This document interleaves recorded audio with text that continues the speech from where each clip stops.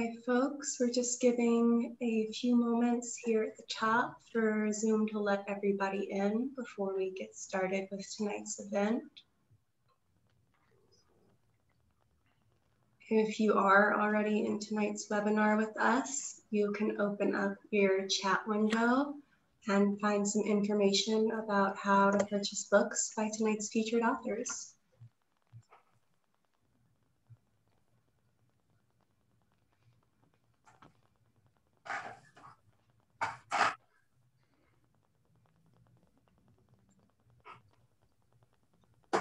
Good evening and welcome to tonight's live online author event with Greenlight Bookstore. I'm Chelsea from Greenlight and we're thrilled to host tonight's event with Geoff Manaugh and Nicola Twilley launching their new book, Until Proven Safe, The History and Future of Quarantine. They'll be talking with Mary Roach, so you're in for an excellent time. Before we start, I just want to say a huge thanks to Geoff, Nikki, Mary, and the team at MCD Books for making this happen, and to all of you for showing up. Though we're not able to host events in our store spaces, our community of authors and readers is still here. We're grateful for your support and for the chance to make this space for conversation and connection. Now we have just a few housekeeping things for you. In our Zoom webinar tonight, you can see and hear the speakers, but they cannot see or hear you. They can see that you're here though, and there are a couple of different ways you can interact with the authors and with each other throughout tonight's event, which we highly encourage. The first is the chat, which you can find by clicking on the icon that looks like one speech balloon. You're welcome to post your comments and thoughts in the chat.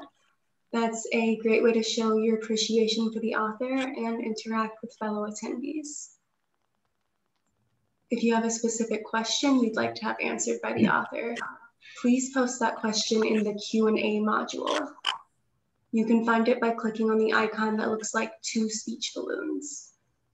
We'll be pulling questions only from the Q&A to be answered in the later part of the program.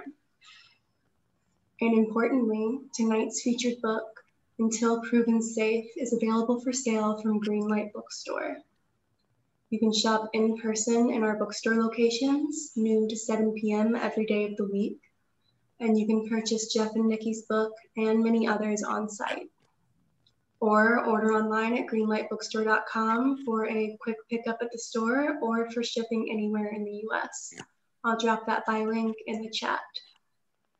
If you care about supporting the careers of authors and the ongoing existence of independent bookstores, buying tonight's featured book is a great way to show your support. Our interviewer tonight is Mary Roach. She is the author of the New York Times bestsellers Stiff, Spook, Bonk, Gulp, Grunt, and Packing for Mars. Her new book, Fuzz, When Nature Breaks the Law, debuts in September 2021. Mary has written for National Geographic, Wired, and the New York Times Magazine, among others, and her TED Talk made the TED 20 Most Watched list. She's been a guest editor for Best American Science and Nature Writing, a finalist for the Royal Society's Winston Prize, and a winner of the American Engineering Society's Journalism Award, in a category for which, let's be honest, she was the sole entrant. She'll be speaking with our featured authors, Geoff Manaugh and Nicola Twilley. Geoff Manaugh is the author of the New York Times bestseller, A Burglar's Guide to the City, as well as the architecture and technology website, Building Blog. He regularly writes for the New York Times Magazine, The Atlantic, The New Yorker, Wired, and many other publications. Nicola Twilley is co-host of the podcast Gastropod, which looks at food through the lens of history and science, and an award-winning contributor to The New Yorker. Their new book, Until Proven Safe, tracks the history and future of quarantine around the globe, chasing the story of emergency isolation through time and space. The book has been praised by fellow writers Alexis Coe, Lori Garrett, Kim Stanley Robinson, and tonight's interviewer, Mary Roach, who calls Until Proven Safe timely but timeless, ambitious and flawlessly executed. Geoff and Nikki are going to talk with Mary, and then they'll be talking with all of you. Geoff, Nikki, and Mary, please take it away. Thank you so much. Thank you. I'm so excited to be with you guys on the launch day. This is launch day, not just for Bezos, but for you guys. Way more important launch, in my opinion, and way more fun. I first wanted just to address a question I don't have, but probably a lot of people have, which is, oh my God, how did you manage to get this incredibly timely book out at this time, right in the midst of, quarantine, COVID, all of that?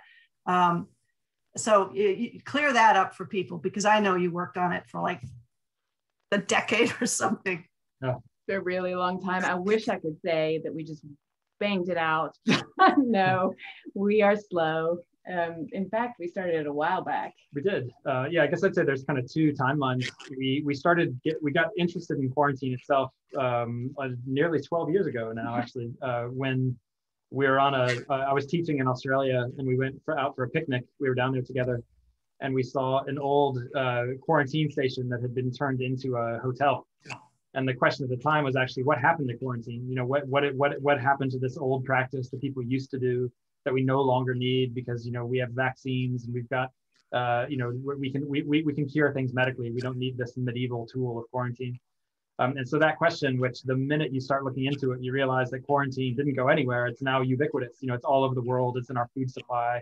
It's how we protect astronauts going up to the International Space Station. But then it was actually about 5 years ago that we started specifically working on this book. Yeah. Yeah. And when COVID-19 happened, I mean, the funny thing about that was that the book was originally going to be called Becoming Quarantine. And our whole pitch was, quarantine is going to be way more important. We are all going to experience quarantine in our lifetime, we used to say, and people would shake their heads disbelieving. And then when quarantine happened, and at one point half the world was in lockdown, our editor was sort of like, how about that book then? And so we got there. Yeah. Well, the timing was perfect, but it's clear from reading the book that you didn't crank it out. It is so thorough and so crammed with every possible fascinating facet of this. And I wanted to stress that to people, because I think, having lived through months and months of essentially a quarantine, not to the extent that people used to be set aside in a confined space, the way, in a lazaretto or whatever, quarantine is associated with like, oh, it's so boring. But this book is just the opposite, the far opposite of boring. And so I just want to say that up front. And in order to kind of, to make that clear, I wanted to start with one of my favorite chapters, which is the waste isolation pilot plant. I wanted you guys to kind of describe your visit and the fascinating challenge. And this is nuclear waste we're talking about, and the need to set it aside safely for this incredibly long half-life, so long that you're going to need to warn people tens of thousands of years in the future. And what do you like, write it on paper? No, I mean, will the language even exist? So I wondered if you could talk a little bit about that, and also how kitty litter played into the biggest disaster they ever experienced. That was actually an incredibly fun chapter to research, and it took us to a place known as WIP, the Waste Isolation Pilot Plant. It's actually a salt mine 2,150 feet below the surface of the deserts outside Carlsbad, New Mexico, which is already interesting because the whole region is it's where Carlsbad Caverns is, it's where Lichiguilla Caves is, it's where the potash mines, it's where people do a lot of fracking, even oil extraction. So the whole region is very much kind of tuned into its underground. But in any case, they're building this huge salt mine deliberately in salt, because salt it isn't just a solid, it actually moves like a very slow liquid. And so they carve out the mine and they put nuclear waste inside. And then by the time they're done loading up these rooms with nuclear waste, the salt will have compressed down and in from the sides and will just absorb the nuclear waste and will help protect it from radiation and radioactive leaks. And so, when we start, the place itself is extraordinary. You go down and the whole place reeks of diesel fuel. As your feet crunch along the ground, it sounds like you're walking across fresh snow. And yet, we had to wear a dosimeter that they actually put on because you actually come face to face with nuclear waste. And so the idea is to prove that you don't, I'm not going to, we could still have children or whatever the threat might be. But in any case, the challenge of notifying people that it's down there is an extraordinary one. So the US federal government has mandated that this needs to be protected from the Earth's biosphere for up to 100,000 years, which is instantly, you're talking about a span of time where, you have to be quite optimistic to assume the US federal government, let alone the Environmental Protection Agency, is still going to be around 100,000 years from now. But so they had, let alone humankind. Yeah. Yeah, at this rate, it'll be like 2 weeks from now when we're all out of here. But in any case, so they came up with this a plan in the 1980s. They brought together a whole bunch of people, experts in radiation sickness, linguists, anthropologists, and they came together and they put a series of papers out that looked at of warning signs for future generations. Just to make a long story short, I'll say maybe a couple of them if it would be of interest. One of the more absurd warning signs they came up with was that they would genetically modify a species of house cat, so that whenever the cat is in the presence of radiation, its skin will start to glow. And somehow future generations of nomadic post-apocalyptic humans are meant to come to the conclusion that because their cat is glowing, they must be in the presence of radiation leaking from the underground, and they'll move to a safer environment. Another one wanted to just put the Edvard Munch, the Norwegian modernist painter. I like that one. Yeah, the scream, the famous, yeah. Which you can get it on refrigerator magnets. It was used in the Home Alone poster, the Macaulay Culkin burglar comedy. And the idea was that it was so terrifying and so primordially unsettling that they would just put the variations of the scream all around this place in New Mexico, and so future generations would see it and flee. I have to mention though the Department of Energy conference where Geoff and I heard, and this man with a straight face suggested the best idea of all was just to build a really comprehensive website that would be accessible by smartphone, so that future generations in 10,000 years would just everything at their fingertips. And we were just sitting there trying not to snort with laughter. It apparently hadn't occurred to him that we've only had the internet for a very few short decades, that it might not be around forever. 65,000. Yeah, and even language. Oh, yeah. So what was amazing then? What language will be like at that point? Yeah.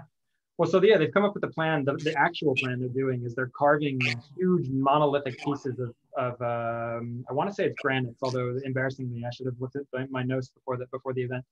But they're going to carve using multiple languages a series of warnings, saying do not dig here. But what's interesting is that they actually brag. This is the Department of Energy. They actually brag that their rock is better than Stonehenge. They've won up to the ancients, and then the stuff will be around. So I could go on and on. Yeah, but the kitty litter stuff is amazing. So they prepare for all of this stuff. They prepare for people 15,000 years from now. They prepare for errant drilling rigs, that might strike the waste packages underground. But what was interesting was a couple years ago, a barrel exploded underground and contaminated an entire wing of WIP with radioactivity. And they eventually deduced that what had happened was that people shipping nuclear waste there had used the wrong kind of kitty litter. That if they had used clay-based kitty litter, it would have helped keep the radionuclides inside the barrel. But instead they used an organic kitty litter that was a wheat-based absorbent. And so they figured out that there was a chemical reaction between the radioactivity and the wheat-based absorbents and other things in the barrel. But ominously, that explosion, which actually sent radiation outside of the facility, so it actually got up to the surface. The same person who figured it out realized that 700 barrels were all packed with the wrong kind of kitty litter, and so far only one of them has exploded. So it's the best laid plans can be undone by the silliest things, which is a very good lesson in quarantine. Oh my God! And I wonder if there's just one person who made that decision is like, I think it would be great to get organic litter. Yeah. I've heard organic is good. For $500 million. Yeah, that's amazing. The other chapter I think that nobody's expecting in a book about quarantine has to do with the disinfected male, MAIL, disinfected male study circle, which is a very small circle. And you guys are actually formal members, right? You're part of, yeah. And this was so interesting, because, I started reading about it and I thought, disinfecting the mail with these, these instruments and everything. Oh, how quaint. And then, come to find out, that kind of the parallels to what in the beginning of COVID, the things that people were doing literally with their mail, setting it aside in a room and disinfecting it. But the formal disinfection process, and also the guy that you found, Vandevelde is his name. Yes. So fine. I love when you find just like someone like that for a book. But anyway, the disinfected mail and the way it was done and the parallels to COVID and in terms of money and mail, even today, were fascinating. Yeah, I love that one. I have to, this is where I out myself as the complete nerd that I am. And I did collect stamps briefly as a kid. Don't tell. I know. And now everyone knows. So that's probably a mistake. But so this chapter appealed to my deeply nerdy self. We met him at Europe's largest stamp exhibition. He was he's an octogenarian. He said, join me for lunch. He was having pizza and a glass of Shiraz and waving around his latest finds.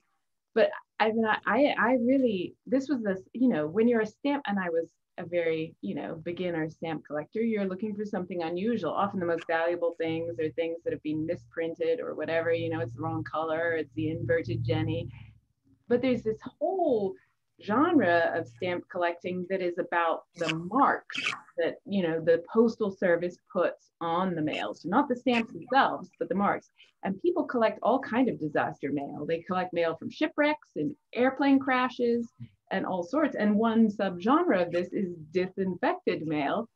And so far so cool. I thought that was just a footnote, but it turns out that this practice of collecting disinfected mail is this sort of inadvertent kind of geotagged and location-based, dateable archive of where there have been outbreaks and where people have tried to stop those outbreaks and how. So it ends up being this incredible story that his collection sort of leads us through of these human attempts to kind of stop the spread of disease using kind of bureaucratic means over history, encompassing, everything from the invention of the passport to the founding of the United Nations, just via kind of disinfected mail.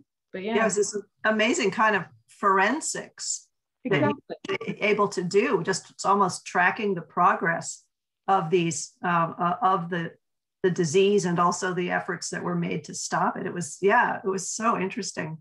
One thing that came up in that chapter that I thought was so interesting was that, in his expertise and his ability and the circle's ability to read these marks, they actually found evidence of outbreaks that had kind of been lost to history. And so there were times where, they would talk about outbreaks in port cities like Marseille or parts of Southern Europe that had been kind of medically forgotten, but still pop up in these postal cancellations. So yeah, it was a very interesting and strange way to perform medical history. And he can date them based on how they were treated. As you sort of said, Mary, some of the tools and devices are so bizarre. There's this thing called the Rastel that sort of looks like the love child of a waffle iron and a torture device. It's sort of like this spiked thing that closes on the envelope and pierces it so that whatever you're fumigating it with can get inside. And you can date and locate exactly where a thing was treated. Dennis Vandevelde would say, oh, that must be between, July 1865 and June, 1866 when they replaced the device. And so you can see the marks it made. It's kind of incredible. And you could even, and if you didn't use the waffle iron torture device to pierce it and let the fumigant inside, then you'd have to stamp it clean outside dirty inside. Yeah, I think you guys need to have t-shirts. exactly. I love it. Yeah, that's us. That's our next book. But but I mean, also, you know, it's sort of letter recipient beware. What do you do with that? But as it turns out, only I think there are only 6 documented cases of people catching a disease through the mail. Smallpox is one of the few ones. Polio, no, smallpox. Smallpox. Anthrax can also get through the mail if it's mailed intentionally, as we saw during the anthrax attacks. But smallpox is one of the ones where during the American Civil War, there were soldiers who had smallpox, mailed a letter to their sweetheart, and their sweetheart would often like press it to their lips or clasp it to their bosom. Yeah. It's amazing.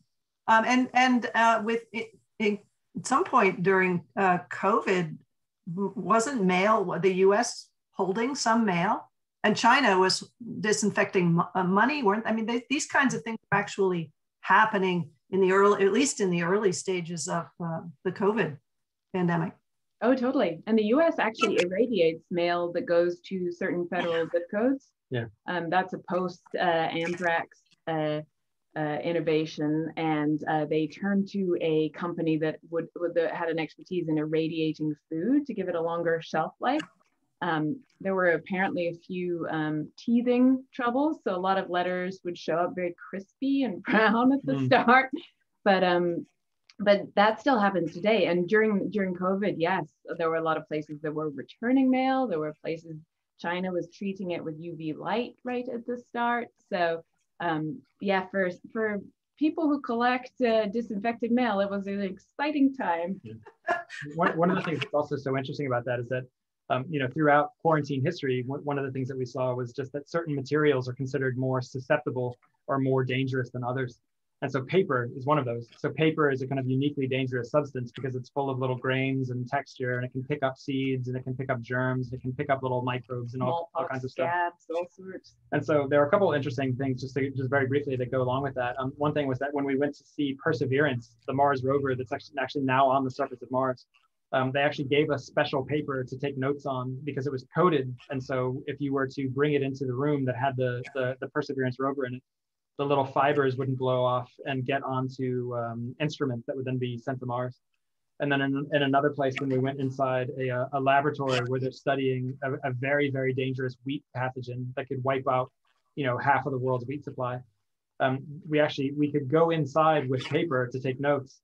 But then they actually scanned the paper and then destroyed it, burned it, and then just emailed us a JPEG of our own notes.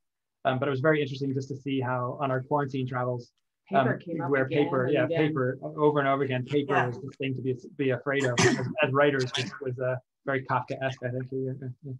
Yeah, didn't they? And some of the disinfected mail, like if the packet of letters was bound with twine, that was a concern. But if it was wire, that would be okay, which reminded me of the early part of COVID, where there were those lists going around on the internet of like, here's how long it lives on paper. Here's how long it lives on linen. Here's how long it, you know, people were just going insane. And so it was interesting to see, all those considerations way back in the day. Maybe we should talk a little bit about planetary protection since you brought it up. That's, again, planetary protection, something I know about it from Packing for Mars, but it's something I think people may not realize the incredible extent to which NASA and JPL, the lengths they go to make sure they're not going to be introducing pathogens to another planet. Yeah, it's kind of an amazing story how this even came about. I mean, it's essentially US guilt over what happened when Europeans first arrived in the New World and with the intent of colonizing it, and their microbes arrived with them, their diseases, and just wiped out many, many more of the native population here than even, you know, the Europeans could do with their guns and so on, you know, guns, germs, and steel. And so actually when it started to seem that this is back in the 50s, that humans might be able to go to space, there were some people a handful who had the foresight to say, let's not screw this up again. Yeah. And so actually NASA goes to a huge effort to try not to send Earth life to Mars. One of the amazing ironies of this is, of course, so what that means basically is just cleaning everything like crazy.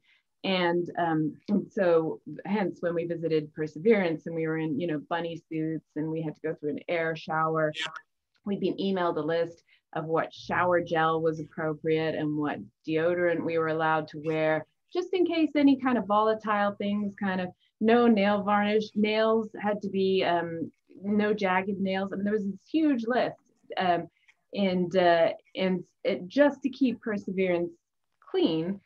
But the flip side of that is, here's this incredibly pristine space, but what it inadvertently selects for, because this is Darwin for you, is forms of life that love being hit with our harshest chemicals and dried out at our highest temperatures, and they're resistant to bleach and heat and everything like that. So actually the spacecraft assembly facility is where they find a lot of the most unusual forms of life these days. The ones that are actually capable probably of surviving space. Yeah. And then those are the ones we're sending off into space, which is so ironic. But yeah. So do they end up finding, after all of that, they end up finding like extremophiles or they do find bacteria that have survived all of that? Oh, yeah. How do they? They put these Petri dishes out all around the facility. They're called witness plates. And I love that. Yeah. Which is just a lovely phrase. And part of it is just, let's take a census. Let's know at least what we're sending, what's there. They find, one of the scientists said to us, look, I don't want to hear that, there's dog shit in the spacecraft assembly facility, but they do find microbes that are associated exclusively with dogs' guts. So someone at JPL has a pet, but but yeah, they found organisms, for example, that are so resistant to UV that they're now testing them for use in sunscreens. Great. Yeah, so that it does really select and then they'll find some of these extremophiles in the spacecraft assembly facility, and then the next place that they find them is at the bottom of a mine or on a deep sea hydrothermal vent or in Antarctica or something. So a lot of them get described at JPL first, and then people find them elsewhere. And there were a couple of details that also I think are just worth mentioning in terms of planetary protection. The fear of the Apollo program actually bringing back unknown lunar organisms or lunar microbes or even lunar viruses back to Earth was, at least in certain spheres, was very real fear. And so there were some plans that were actually put in place, especially around Houston, where we actually went down and we saw the Apollo moon rocks for the book, which was pretty fun. But at one point there actually was a quarantine declared in the state of Texas in the chance of extraterrestrial exposure to extraterrestrial organisms on Earth, and I don't know if you want to say this detail or not too, but then the idea that if the people in the lunar receiving lab working with the Apollo rocks began exhibiting symptoms of a flu that had no terrestrial explanation, a plan was actually was in place to bury the entire facility under concrete and rubble, including the people. Who would be buried alive. And they actually signed release statements so that the families wouldn't come and claim the bodies, because the bodies would be contaminated with lunar viruses, lunar microbes. And so the bodies would just be, spirited away and never seen again. But the idea that was actually happened in US history, that was a plan, I think is quite extraordinary. And the people who worked in the lab were like, okay by me. Yeah. They knew, right? Doing it for the country. I love the you talked about when the Apollo astronauts came down, and they had to go into their quarantine facility, but it's like, how did you get from the capsule over to the quarantine facility? There's like kibitzing on the deck with the Navy guys, and it's like it was just a little bit of quarantine farce there. Yeah, there was some quarantine theater. Well, what happened was NASA was like, are you kidding? There's nothing on the moon. If you wanted to design a sterile environment, that would be the moon. And the CDC said, I'm sorry, but you can't show us compelling evidence that there's nothing alive on the moon, and therefore we will not let the astronauts return to US soil unless they are in quarantine. And so there was this sort of huge, NASA was quite resentful of this requirement, and they didn't want to endanger the astronauts. The CDC wanted the astronauts to stay in their little, capsule that they came back to Earth on until they could be contained in that. NASA said it would be too dangerous to try to lift them out of the water in the capsule and put them on the boat. And they had to be rescued instead. So the compromise solution was a vacuum cleaner, which the astronauts were supposed to clean off the space dust from their little uniforms before they emerged from the capsule. And that was what was, but later it turned out, I think it was Michael Collins who was like, you know what? We had cleaned off some of that stuff with rags. We just threw them in the ocean. So it was a little, I love Michael. A little bit of quarantine theater. Yeah, exactly. Let's talk a little bit about abuses of public health and ways that quarantine can kind of be used to draw lines, to spy on people. There's lots of ways. The politics of quarantine, past and present, are really fascinating. This is some of my favorite. I mean, it's terrible, but it was fascinating, and it happened because, and this is the really interesting thing about quarantine. Quarantine exists in a state of uncertainty. So basically, if you know someone is carrying a disease or is infectious, then they're being isolated. If you know they're dangerous, they're being isolated. If you just suspect that they might be, and suspicion is sort of the key word here, then you're going to quarantine them. And because it's about suspicion and who you think might be dangerous, that's where there's all this room for bias. And you see again and again in history how quarantine has been used unfairly and actually either intentionally or unintentionally to keep out immigrants, to discriminate against certain groups based on who is perceived as dangerous. But my favorite example, and I say favorite even though it's obviously horrific, but it was just fascinating to me because I had never heard of it, is something called the American Plan. And I think most Americans haven't heard of this, despite its it's a very compelling name. And most people, if you ask them, would say, oh yes, the last mass quarantines in US history were the 1918-1919 flu. And actually, the American Plan is really the last mass quarantines in US history. It was introduced in 1917. And the idea was that it was to lock up people who might be carrying and thus might be spreading venereal disease. And you might think, well, men and women can spread venereal disease, last I heard, but it's much easier to lock up women and more compelling for public health officials at the time. And so what's so interesting is that about this time period is this is, women are first starting to go out into the workplace. There's a generation of women who are actually able to pay their rent, live alone, go to work, go out to dinner without a man. And this is freaking everybody out. And they're worried that America's innocent young men will be seduced by these hussies and, catch venereal diseases. And, rather than say to the men, maybe don't, sleep around or use condoms, which had been invented then, they instead thought that it would be a good idea to be able to lock up women who might pose this threat. And the grounds on which a woman could be locked up, women were detained because they had eaten alone in a restaurant, or because they had had an argument with their husband. Husbands reported wives. They were locked up because they had been seen drinking whiskey. It turned out it had been prescribed to this woman as a medicinal thing, which is how I drink it too. But it was incredible, and tens of thousands, potentially even hundreds of thousands of women were locked up under these rules over the years. Many of the rules stayed in place until the 70s, so it's kind of incredible. locked up where? Prisons, or where was there facilities? Where were they locked up? They had correctional institutions in various states. So there would be a Kansas State Correctional Institution where women would be detained and often force treated with mercury, which was the only treatment for syphilis at the time. So there's an amazing book on this called The Trials of Nina McCall by Scott Stern, this guy who really is the only one to have written about this particular not very excellent piece of American history. Yeah, amazing. I wasn't familiar with that. I wanted to move on now to agro-terrorism and pig quarantine.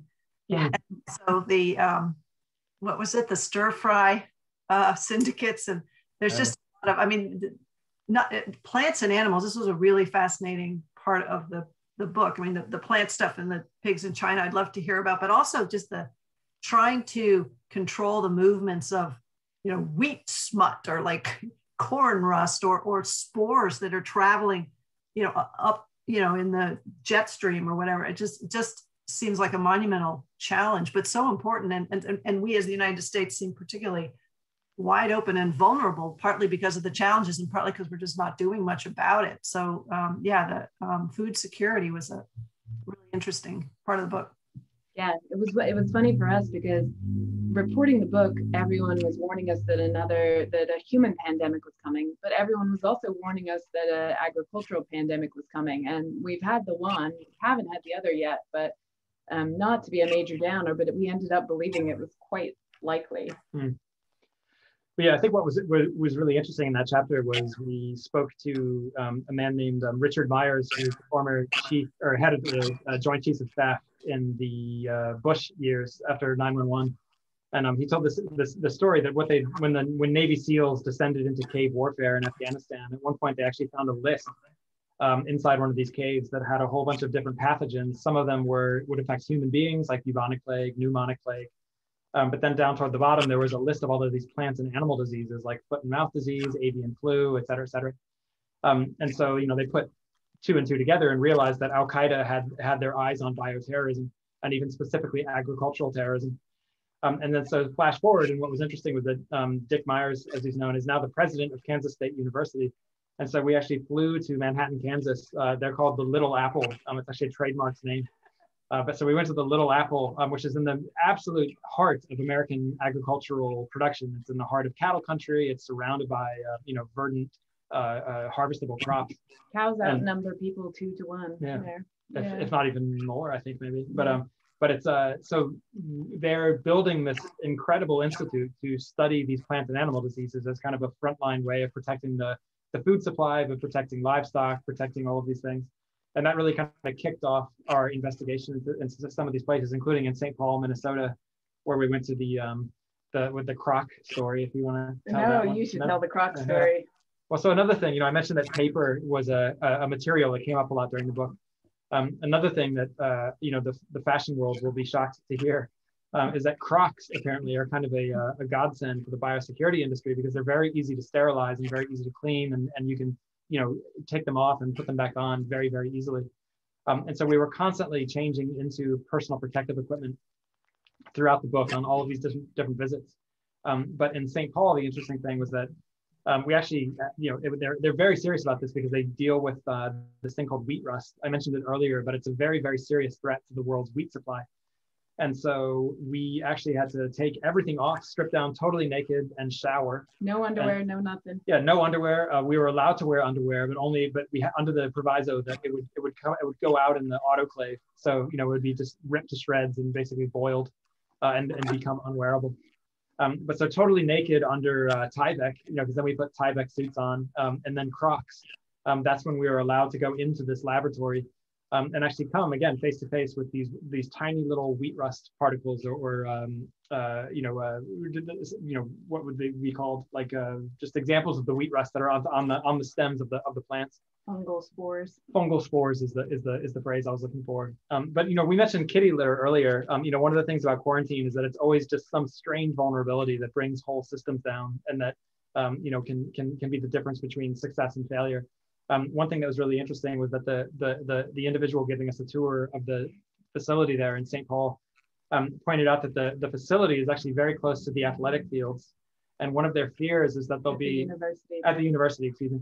And so the fear is that an overambitious javelin thrower might someday throw a javelin and it will go too far and it will pierce the side of this facility, which I just think is an amazing example. You know, it sounds like the beginning of a Jerry Bruckheimer film, but you know, the end of everything is just this javelin piercing the glass, and you know, next thing you know, wheat all over North America is dying. But I do think I just like to say, be afraid for your bacon. I mean, to go back to the pigs, African swine fever it's killed a quarter of the world's pigs. It's the worst pandemic that most Americans have never heard of. And only one country has managed to eradicate it once it's arrived, the Czech Republic. There's an amazing interview with an Australian agriculture minister who's like, how did the Czechs do it? They sent their army into the forest every night and they shot every single pig. So apparently quite drastic. It had a huge effect in China. This amazing story of a farmer taking his pigs to market and saying, now people just stop and stare at the pigs. It's like they're seeing a panda. They're so rare. Because they're all in quarantine. They're all or dead. dead. And the Chinese have started designing these kind of 12-story biosecure piggeries where staff aren't allowed in and out, and the pigs live inside in these like air handled units. Criminal like gangs. high-rises, right? Exactly. Yeah. They look like apartment buildings. Did you go? You couldn't go in though, right? No. Well, you can go in, but you can't leave. So It's like Thunderdome. And some individuals had taken advantage of didn't they sort of infect a herd and then buy it back and sell it like there was some sort of a organized crime taking advantage of the situation with swine fever? Yeah, these are the swine stir-fry syndicates. It's kind of amazing actually. They use drones. They'll fly drones over someone else's pig herd, and then they'll drop contaminated material, susceptible material again. Often paper or tissue. Yeah, paper, tissue, rags. They'll drop it into the middle of the pigs, and then the disease will explode and will infect the herd. And then they'll offer to come in and buy the herd at a discounted price. And then they'll fake the quarantine certificate and pretend it's healthy, and then sell it in a neighboring state or a neighboring county. Yeah. But what was funny, actually, an anecdote that came up was that one farmer was so fed up with all of the drone attacks on his animals that he actually instituted an anti-drone device that would actually prevent the drones from entering. It was like a signal jammer. Yeah, it was a signal jammer for GPS, but it was actually so strong that it affected commercial aircraft that were landing at a nearby airport who no longer had their bearings or orientation, and it ended up just being this one lone pig farmer that was just trying to prevent swine crime. It was pretty interesting. Very serious business, and you might. This is it survives for months on frozen ports. So if you're thinking of smuggling a salami, I would just say just don't, because you could be bringing it in without any idea. It's incredible. It's kind of amazing it hasn't taken off here. And I think it's inevitable. One of the things Dick Myers said is it hasn't, but you'd be a fool to think it won't. I mean, just to think about, the people at the agricultural inspection stations, they can't search. I mean, they're having to like search the shower for potted plants that people in RVs like to put out in front of their RV, or there's just too much to check.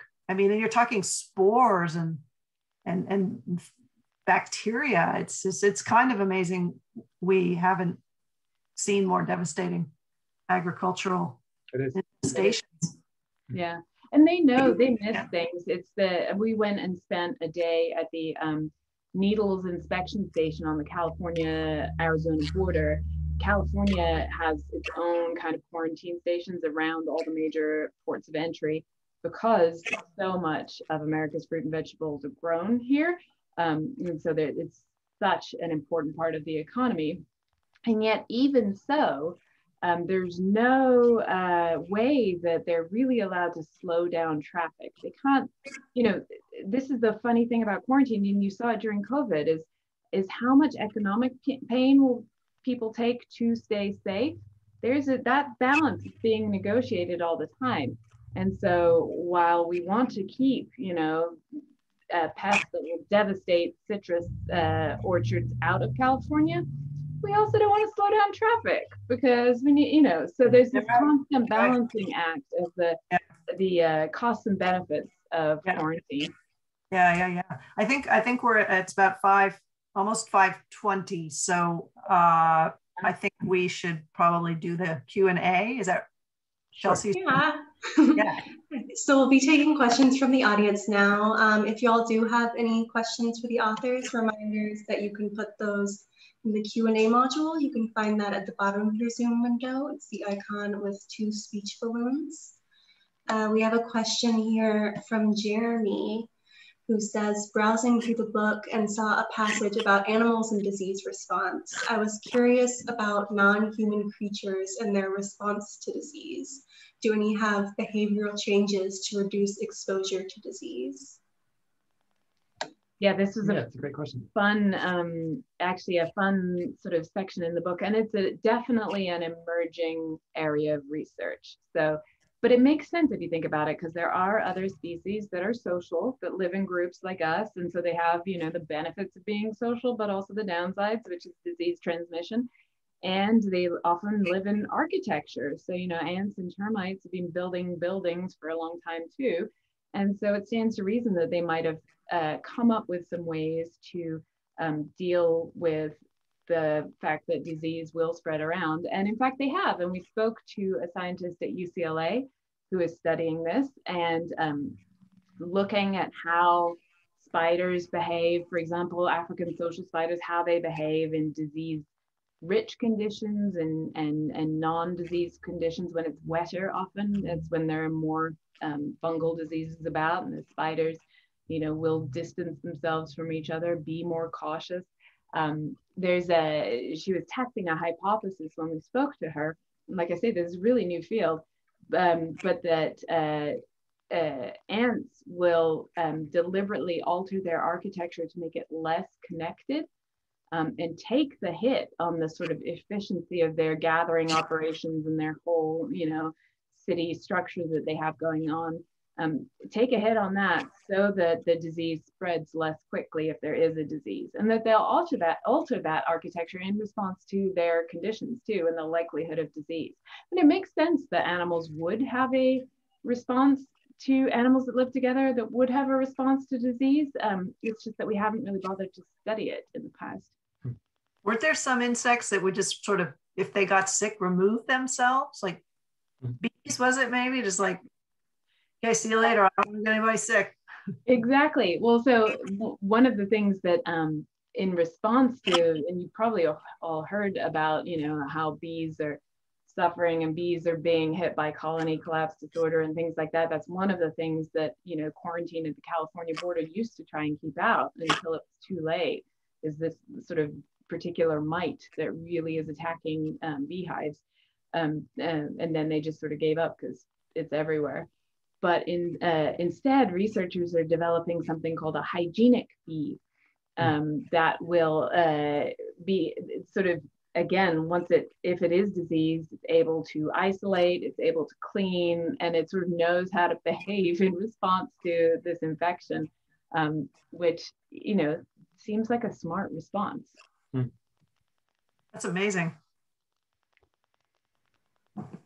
And we have a question here from Dan. How did the shape of the book change once you realized quarantine was becoming a very relevant present day topic? Yeah, that's a good question too. I guess I'd say, we mentioned earlier that the actual title of the book, went from being Becoming Quarantine to Until Proven Safe, when the quarantine actually arrived.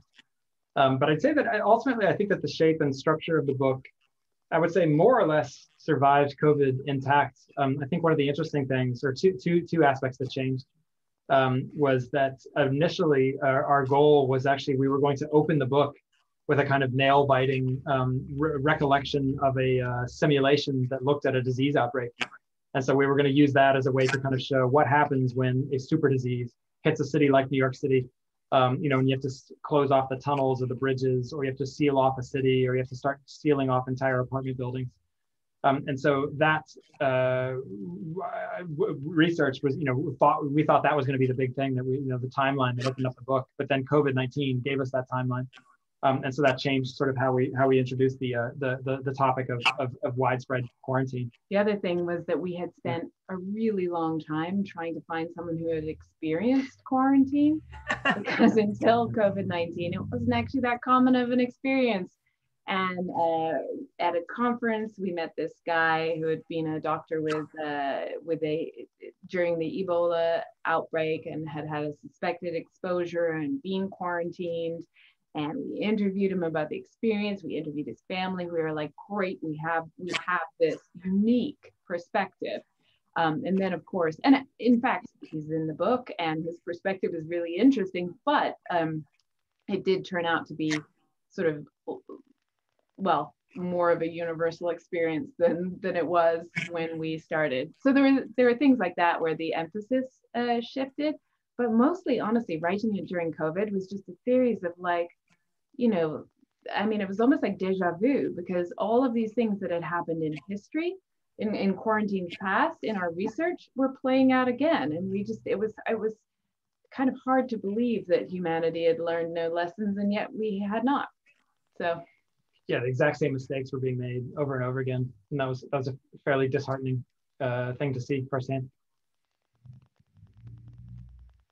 But hopefully everyone will read our book and never make those mistakes again. Yeah, now's your chance. You know, it's funny, maybe if I just to go back to one thing, you know, Mary, you were talking about the tiny little invisible things that we need to look for at borders or ports of entry, and the things that, you know, that might actually be what causes these pandemics to break out. But I think just one of the things that's so interesting about quarantine is this idea that, you know, the invisible presents a risk. And so we create these systems in order to deal with that invisibility and to deal with that uncertainty. And so, you know, the shape of the quarantine facilities that we build, where we put them, you know, the structure of WIP underground in New Mexico compared to, say, islands in the Adriatic Sea, the kinds of hospitals we build, you know, all of the things, all of the systems that we have, the wastewater treatment, the HVAC for delivering clean air or keeping negative air pressure in certain rooms for patients. You know, all of those things are a way that we give shape to the invisible, and we do it through our quarantine practices. So it's really interesting, I think, that, you know, over the 600 years of quarantine that we kind of look at in the book, just showing how human responses certainly have, as Nikki just said, certain similarities. You know, there are things about quarantine that are very similar and always have been for centuries. But it's very interesting to just look at the tiny little tweaks in design that allow us to go from, say, a remote island outside the city where we're trying to keep things as distant as possible, to a lazaretto in the very heart of the United States for cattle diseases. You're surrounded by the very thing that it's meant to protect.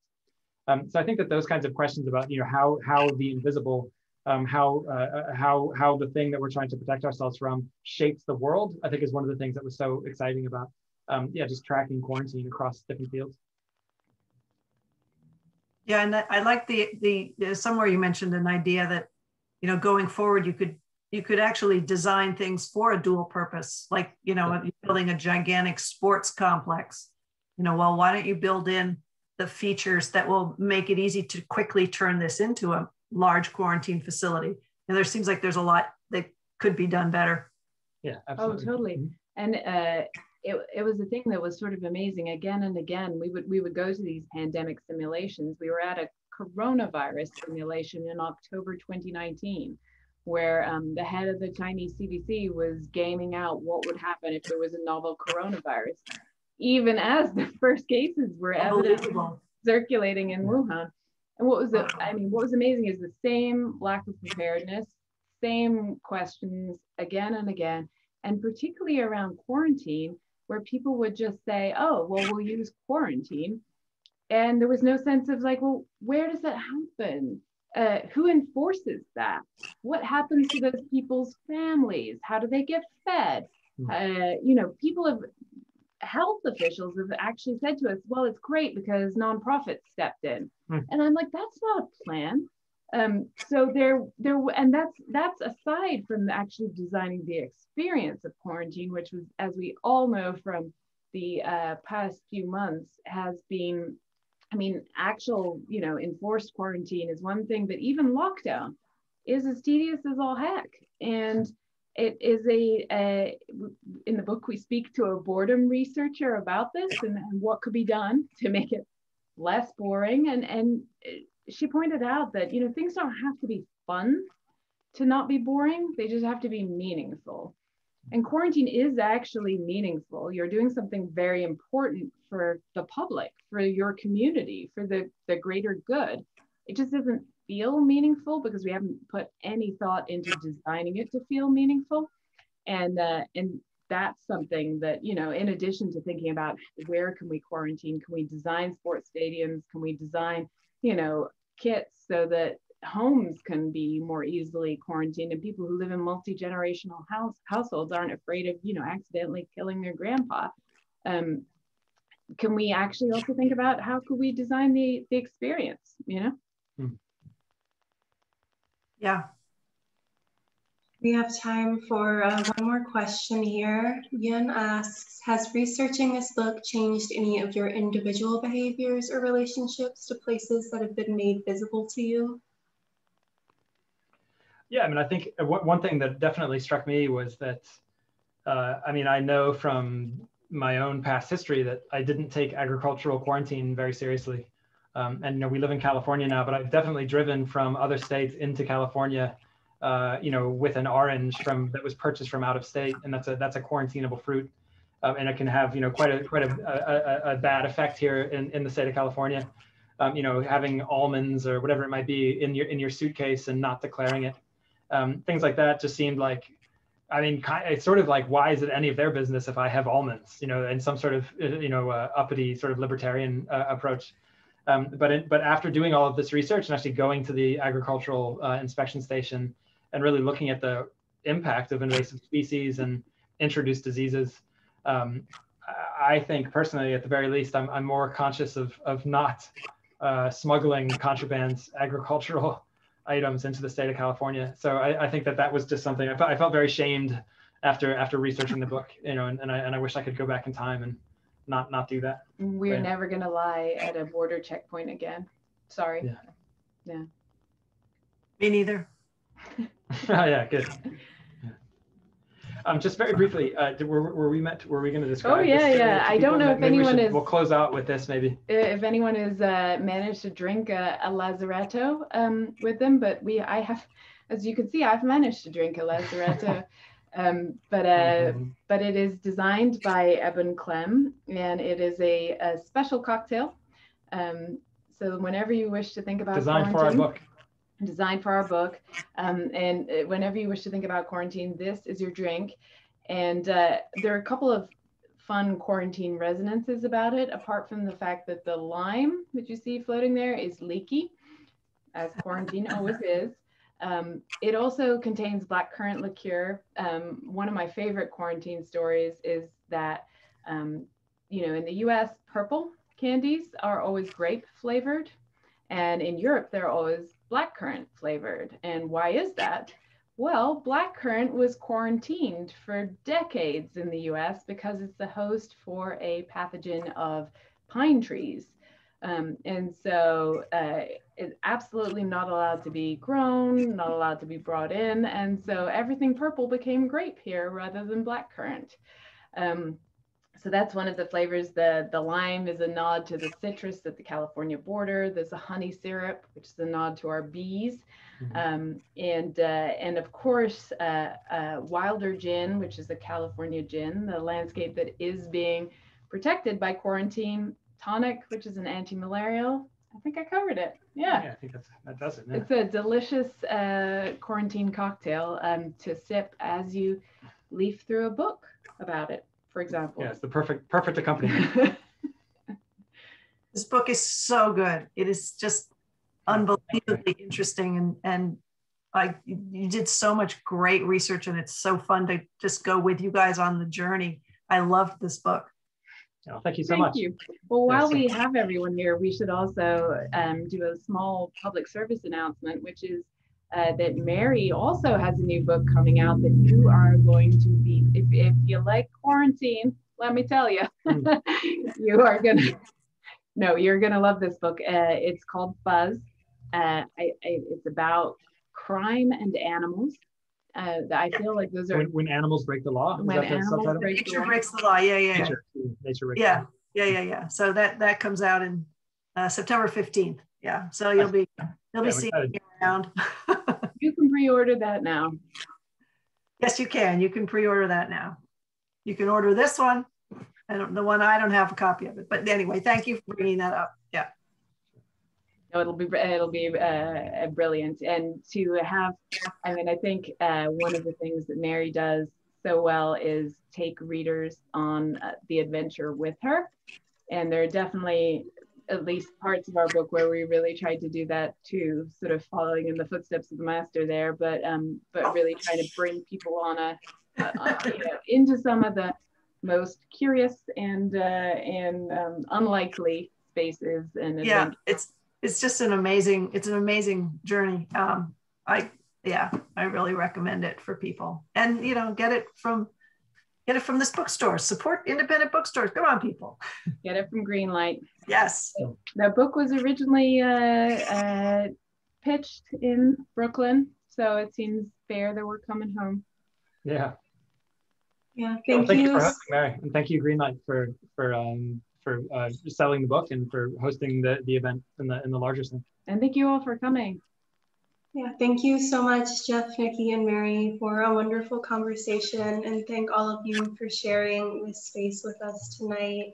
I am linking to Until Proven Safe in the chat if you'd like to buy it from greenlightbookstore.com, and also linking to the pre-order link to Mary's Fuzz if you'd like to order that from Greenlight. You can order for local pickup in Brooklyn or shipping anywhere in the US if you buy online, or if you're here in Brooklyn with us, we're open for limited capacity browsing, noon to 7 p.m. every day of the week. Thank you all so much again for a wonderful, so interesting evening, and have a wonderful rest of your night. Thank you. You too. Thank you. Cool. Thanks, everybody. Thank you so much.